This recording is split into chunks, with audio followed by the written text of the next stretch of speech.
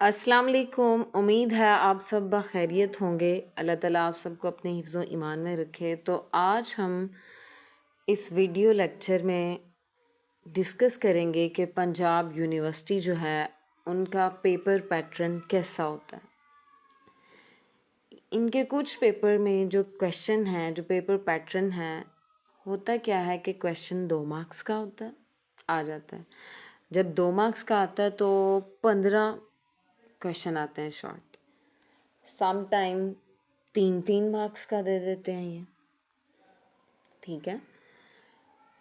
और मोस्टली जो होता है ना, ये 5 नंबर का या 6 नंबर का ये दे रहे होते हैं क्वेश्चन।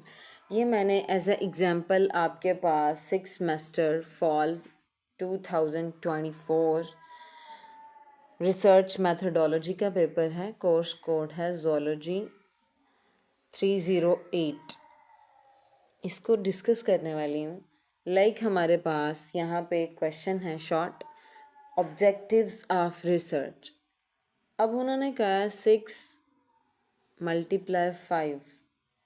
हमारे पास 6 सवाल हैं और हर सवाल 5-5 नंबर का है, ठीक।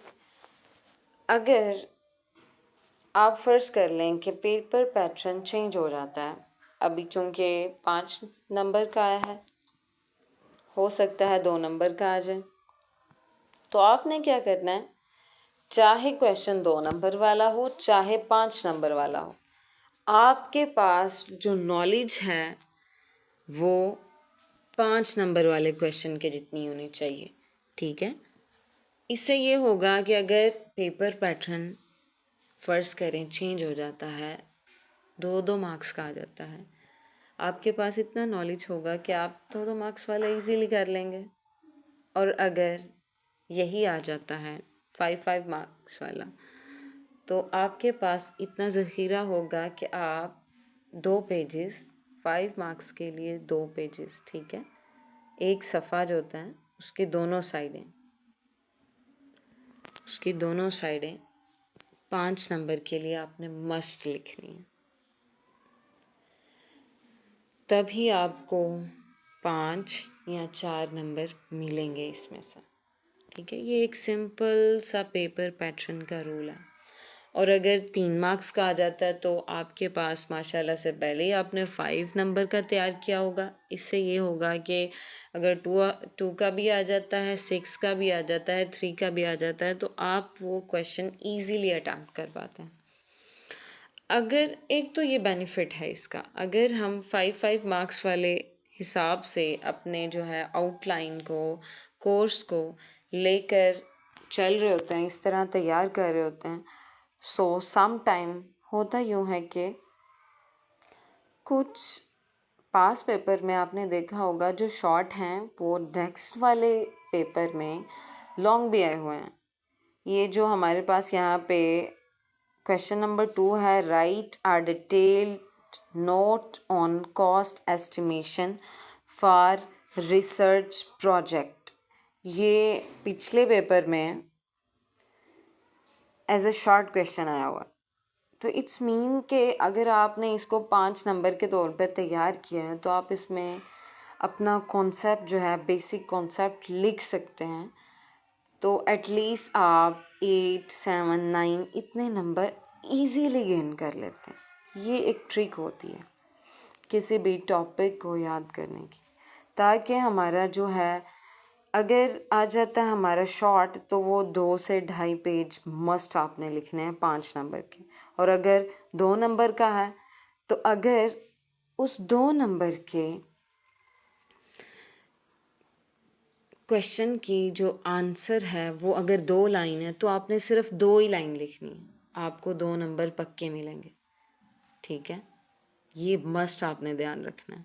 एग्जामिनर होता है ना, उसे आपने बर्डनाइज नहीं करना, उसे रिलैक्स देना, इतना नीट पेपर करना है, हेडिंग्स बना बना के, ठीक है। आजकल तो बच्चे माशाल्लाह प्रेजेंटेशन ही बहुत अच्छी कर रहे होते हैं, हेडिंग्स बना के, ठीक है। पहले मेन हेडिंग लिखें, फिर सब हेडिंग्स जो होती हैं वो लिखें, उनके नीचे लाइनिंग लगा लें, ठीक है, और प्यारा से प्रेजेंट करें, ताकि एग्ज़ामिनर जो है वो रिलैक्स हो के ब्यूटीफुली आपका पेपर इस तरह चेक करें जैसे ना उससे मुश्किल नहीं हो, उससे ही मुश्किल में नहीं डालना।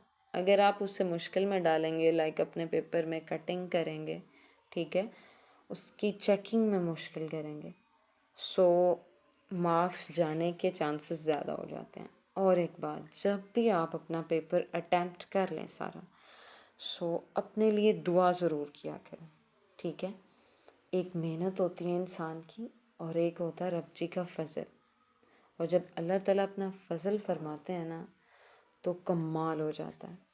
हमारे एक टीचर थे मैथ्स के, वो कहा करते थे कि हम पेपर चेक कर रहे थे, हमारे एक सर थे, उन्हें बड़ा ही गुस्सा आता होता था। वो बच्चे को ना ज़्यादातर बच्चों को फेल कर देते थे। वाहिद एक बच्चा था, उसके पाँच पाँच नंबर कम हो रहे थे पास होने के लिए।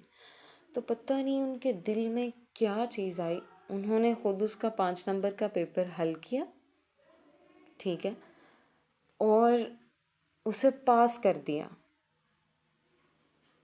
ठीक है। ये एक सीक्रेट बात है। तो जब उन्होंने पास किया ना तो वो कहते हैं कि मुझे पूरा यकीन है कि इस बच्चे की वालदा ने ना इसके लिए बहुत दुआएं की।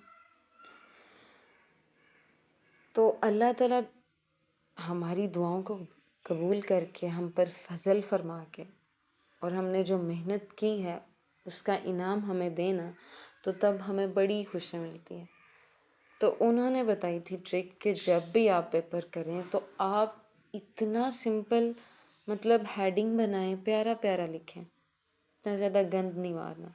ठीक है, आपकी राइटिंग जो है वो बहुत अच्छी नहीं है, कमाल वाली नहीं है, लेकिन इतनी हो, सादा सी हो, उस पर कटिंग ना हो, छोटा छोटा करके जोड़ जोड़ के ना लिखा हो, खुला खुला हो, नॉर्मल लिखा गया हो। इससे ये होता है कि पेपर अट्रैक्टिव लगता है, देखने वाले के लिए आसानी होती है पढ़ने में, ठीक है, और वो इजीली चेक कर देता है। फिर इससे ये होता है कि सर बता रहे थे कि उस बच्चे के कुछ क्वेश्चन ऐसे थे कि उसने कमाल किए थे, ठीक। सो उस कमाल वाले क्वेश्चन को देखते हुए उन्होंने कहा बेचारा रह ना जाए, तो उन्होंने उसको मार्क्स दे के पास कर दिए। सो यूं भी होता है, एक ट्रिक हमारे टीचर ने बताई थी हमें कि जब क्वेश्चन आपने पेपर देखना है, सबसे पहले आपने देखना है कि आपके पास जो सबसे अच्छा टॉप वाला आपको क्वेश्चन आता है, आपने सबसे पहले वो अटेम्प्ट करना है, ठीक है। वो अटेम्प्ट किया, बेहतरीन लिखा, फिर उसके बाद जो आपको लगता है कि इस पहले वाले क्वेश्चन के बाद ना मुझे ये वाला बहुत अच्छा आता है, लाइक यहाँ पे टी टेस्ट कर लें, फिर मैं अटेम्प्ट करती हूँ टी टेस्ट।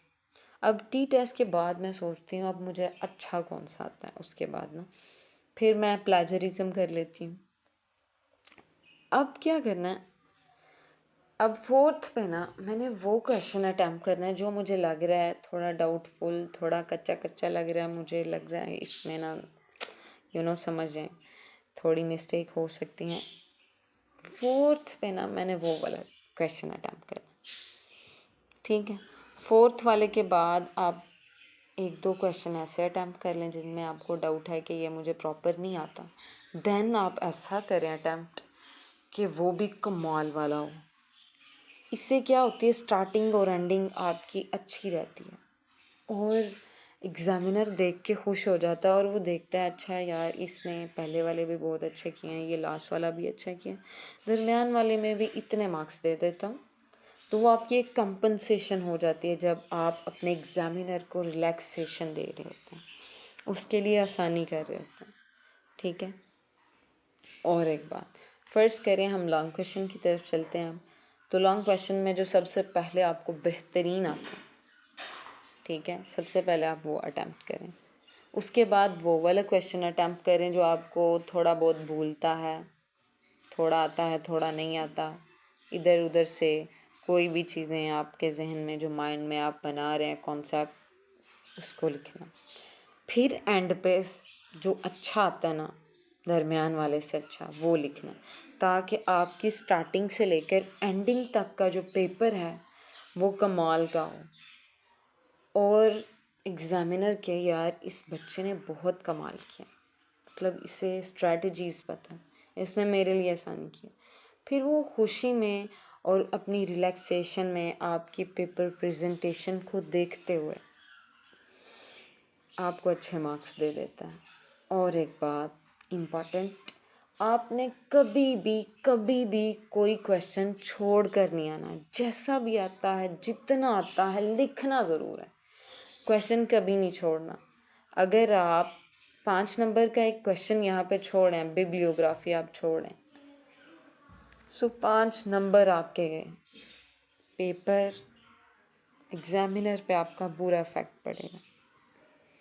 फिर आपके और क्वेश्चन में से भी कटने के चांसेस, मार्क्स कटने के चांसेस बढ़ जाते हैं। सो इन सारी चीज़ों को मद्देनज़र रखते हुए आपने अपने पेपर को अटैम्प्ट करते जाना है, ठीक है। Wish you all the best from my side to all of you students.